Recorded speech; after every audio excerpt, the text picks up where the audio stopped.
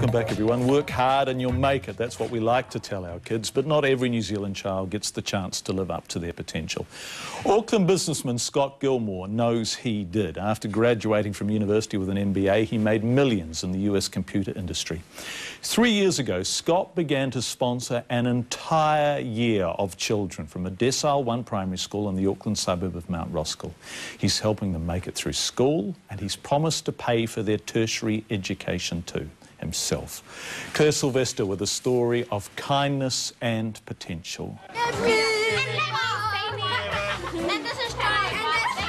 53 kids. Scott Gilmore knows them like they're his own. And Niva's our biggest streamer. 3 years on, the children on Scott's I Have a Dream program have moved from Wesley Primary to 11 different intermediate schools. But they still spend 2 afternoons a week at their brand new Dreamer Centre at Wesley Intermediate, paid for by Scott. All right, so that's a computer lab. And what are you doing here, guys? Research. And what don't you do in here? You don't Okay. When I first met him, I had all these questions. Okay, I said, who's this white guy? Why does he want to do this for these brown kids? Because come on, there isn't one white kid here. Okay, there's all these Pacific Island Maori kids and refugee kiddies here. Why does this white guy want to do it for these kids for? I guess I was lucky enough to have parents who, A, expected me to go to university, B, could have paid for it if they needed to, but they didn't need to back then because it was free, and C, gave me a lot of wonderful resources that many other families don't have. You know, going to libraries, going on trips, being part of Boy Scouts, all these things that you take advantage of and you just assume are there are in fact not university spread. Next door here we have a kind of a chill-out room so that, you know, they can, when they get a bit sick of stuff, just sit down on the couch, play some music. I've got a table tennis table and just generally, you know, be kids. These are nice photos. Scott used to live in the United States.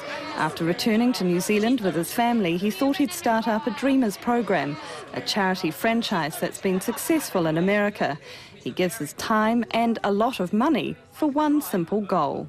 To help these kids stay in school, study hard, succeed and get off to university. SANDWHICH. Free university education is the ultimate prize, and everything else leads to that goal. The children are given help with their homework and mentoring to improve their progress. Okay, I'll practice your first 4 coming up to there. I might get it wrong. See how you're going. Ready? They're taken on trips, educational and fun, and they all have computers at home. The best thing here is coming and doing our homework. Is it? Homework and then second period games. That's like a DRT. CIS 3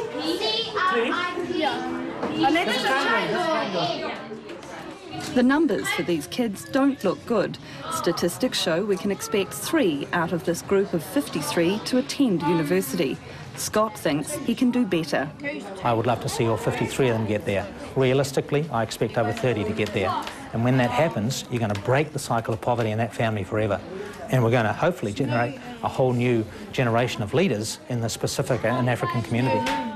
Scott says that he will pay for your university education if you want to go to university. Would you like to do that? I would like to do it because not only I'm lucky it's my mum and my dad that's lucky because they wouldn't have to worry about anything. Why just focus on 53? Why not spread the money around? Why not spread the money so that you're helping a whole school? It's a good question. I think if you spread it too far, you'd end up with very little effect. And the effect of the Dreamers program is already clear. Compared to previous years, this group of kids is better at reading, writing and maths. There are also fewer truancy problems. He treats the kids just like his own. I mean, if they're doing good, he praises them. If they're doing wrong, he punishes them too. I think he's great. It's just like one of the family almost.